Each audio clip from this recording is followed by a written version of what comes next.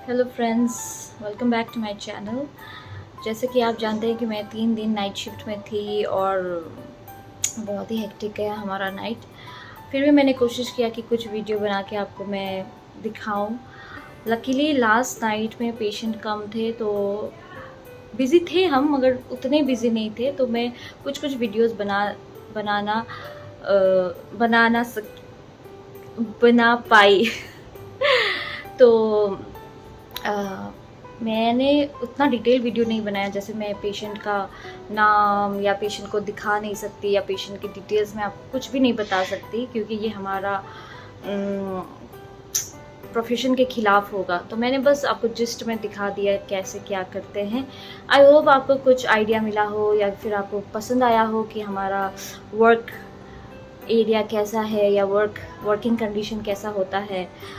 क्योंकि night duty तो जानते ही है कि मन से तो कोई नहीं कर सकता नाइट ड्यूटी में। तो ये लिख के दे सकती हूँ कि जो भी नाइट ड्यूटी में आता हो वो भारी मन से ही आता है, मगर क्या करें, हमें अपने मरीज़ों के लिए थोड़ा सोचना पड़ता है और हमारा अपना ड्यूटी करना पड़ता है।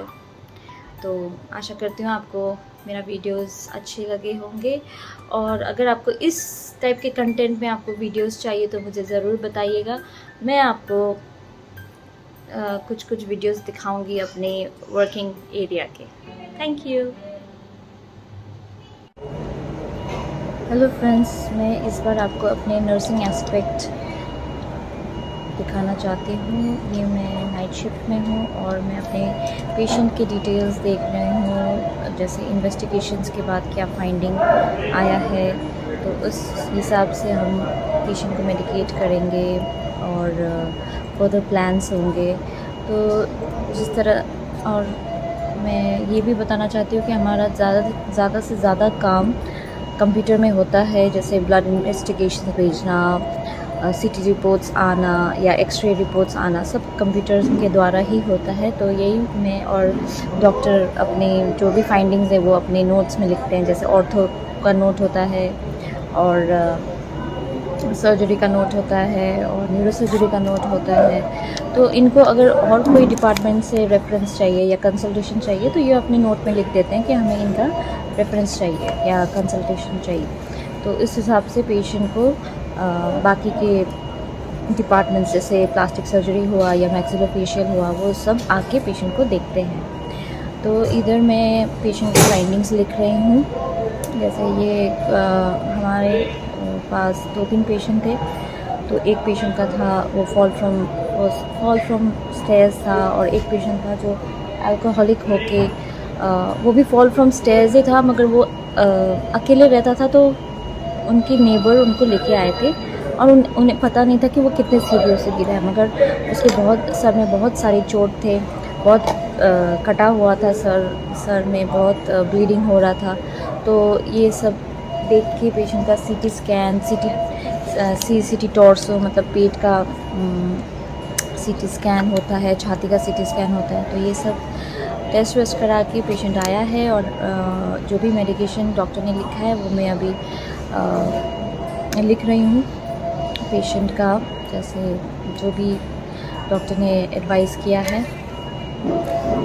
और ये सब लिखने के बाद मैं पेशेंट के पास जाऊंगी, पेशेंट के पास जाऊंगी, और क्या दवाई देना है, उसका डोज, राइट ड्रग, ये सब देख के राइट टाइम में देना होता है। ये सब हमारे यहाँ 6 राइट्स ऑफ मेडिकेशन होता है, जैसे right patient, right drug, right dose, right time and right documentation. मेरी नाइट शिफ्ट है, आज मेरी 3rd नाइट शिफ्ट है। तो मैं आज रेड एरिया में हूँ। मेरे पेशेंट आए हैं हिस्ट्री ऑफ फॉल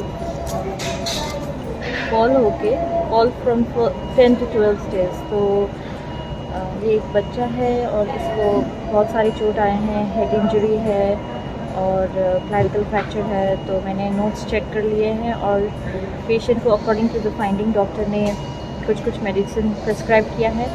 तो मैं जा रही हूँ कुछ मेडिसिन लेने, फिर उसके बाद पेशेंट को मैं एडमिनिस्टर करूँगी। जैसे कि मैंने आपको बताया पहले ही कि हमारे सारे काम ऑनलाइन होते हैं, तो इधर मुझे एक पेशेंट का ब्लड इन्वेस्टिगेशन भेजना है, जैसे CBC कंप्लीट ब्लड काउंट भेजना है, तो उसके लिए मुझे कंप्यूटर में एंट्री करना है।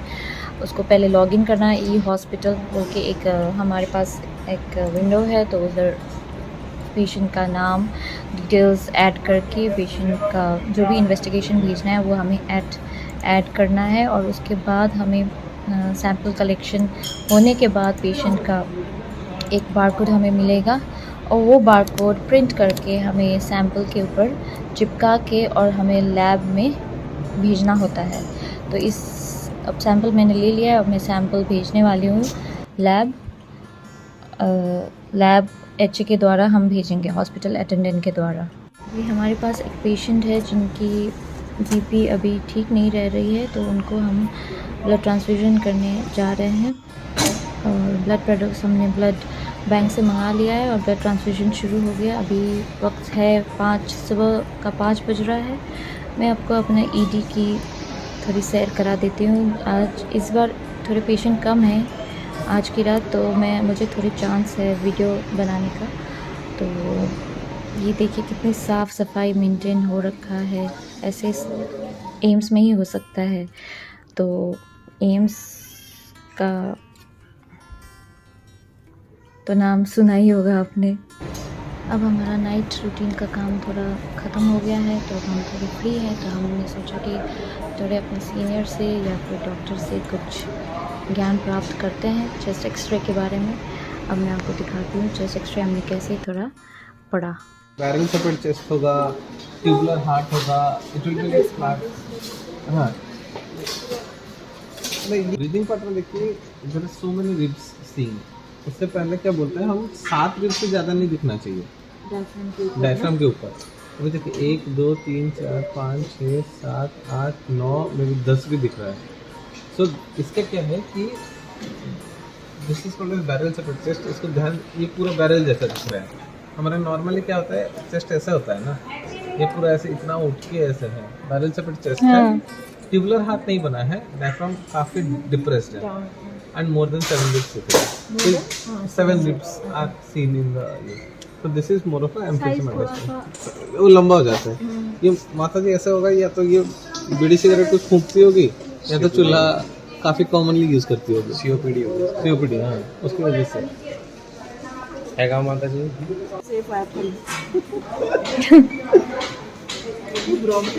ब्रोंकस दिख रहा है, मतलब नॉर्मल है इस तरफ की साइड हो रहा है ना। हाँ,